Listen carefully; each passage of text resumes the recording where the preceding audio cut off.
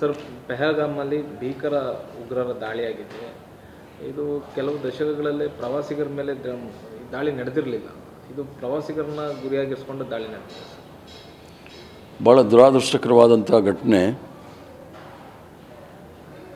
ಶ್ರೀನಗರದಲ್ಲಿ, ಅದರಲ್ಲೂ ಸಹ ಪೆಹಲ್ಗಾಮಲ್ಲಿ ಪ್ರವಾಸಿಗರ ತಾಣ. ಅಲ್ಲಿ ನಡೆದಿರ್ತಕ್ಕಂಥ ಘಟನೆಯಲ್ಲಿ ಸುಮಾರು 28ರಿಂದ 30 ಜನ ಪ್ರಾಣ ಕಳ್ಕೊಂಡಿದ್ದಾರೆ. ಮೊಟ್ಟ ಮೊದಲನೇದಾಗಿ ಅವರ ಕುಟುಂಬಕ್ಕೆ ಭಗವಂತ ಶಕ್ತಿ ಕೊಡಲಿ ಈ ಒಂದು ನಷ್ಟವನ್ನು ಭರಿಸಲಿಕ್ಕೆ ಅಂಥೇಳಿ ನಾನು ಪ್ರಾರ್ಥನೆ ಮಾಡ್ತೇನೆ.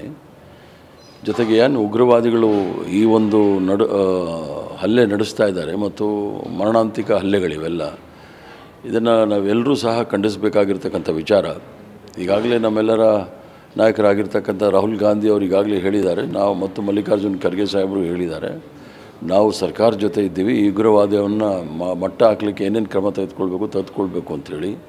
ಬಟ್ ನೇರವಾಗಿ ಇದಕ್ಕೆ ಕೆಲವು ವಿಚಾರದಲ್ಲಿ ನಮಗೆ ಅನಿಸ್ತಾ ಇದೆ, ಪಾಕಿಸ್ತಾನದವರು ಪರೋಕ್ಷವಾಗಿ ಅವರಲ್ಲಿ ತರಬೇತಿ ಪಟ್ಟಿರ್ತಕ್ಕಂಥ ಉಗ್ರವಾದಿಗಳು ಬಂದು ನಡೆಸಿರ್ತಕ್ಕಂಥ ಹಲ್ಲೆ ಅಂತೇಳಿ ಈಗಾಗಲೇ ಕೆಲವು ಮಾಧ್ಯಮದ ಮೂಲಕ ತಿಳ್ಕೊಂಡು ಬಂದಿದೆ.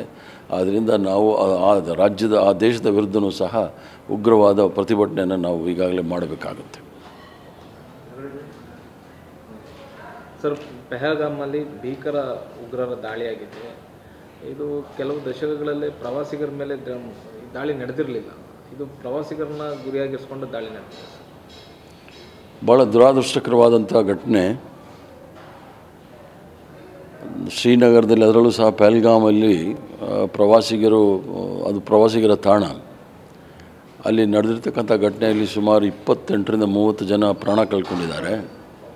ಮೊಟ್ಟ ಮೊದಲನೇದಾಗಿ ಅವರ ಕುಟುಂಬಕ್ಕೆ ಭಗವಂತ ಶಕ್ತಿ ಕೊಡಲಿ ಈ ಒಂದು ನಷ್ಟವನ್ನು ಭರಿಸಲಿಕ್ಕೆ ಅಂಥೇಳಿ ನಾನು ಪ್ರಾರ್ಥನೆ ಮಾಡ್ತೇನೆ. ಜೊತೆಗೆ ಏನು ಉಗ್ರವಾದಿಗಳು ಈ ಒಂದು ಹಲ್ಲೆ ನಡೆಸ್ತಾ ಇದ್ದಾರೆ ಮತ್ತು ಮರಣಾಂತಿಕ ಹಲ್ಲೆಗಳಿವೆಲ್ಲ, ಇದನ್ನು ನಾವೆಲ್ಲರೂ ಸಹ ಖಂಡಿಸಬೇಕಾಗಿರ್ತಕ್ಕಂಥ ವಿಚಾರ.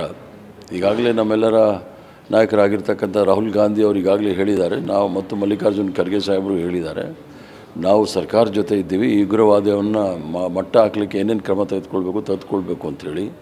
ಬಟ್ ನೇರವಾಗಿ ಇದಕ್ಕೆ ಕೆಲವು ವಿಚಾರದಲ್ಲಿ ನಮಗೆ ಅನಿಸ್ತಾ ಇದೆ, ಪಾಕಿಸ್ತಾನದವರು ಪರೋಕ್ಷವಾಗಿ ಅವರಲ್ಲಿ ತರಬೇತಿ ಪಟ್ಟಿರ್ತಕ್ಕಂಥ ಉಗ್ರವಾದಿಗಳು ಬಂದು ನಡೆಸಿರ್ತಕ್ಕಂಥ ಹಲ್ಲೆ ಅಂತೇಳಿ ಈಗಾಗಲೇ ಕೆಲವು ಮಾಧ್ಯಮದ ಮೂಲಕ ತಿಳ್ಕೊಂಡು ಬಂದಿದೆ.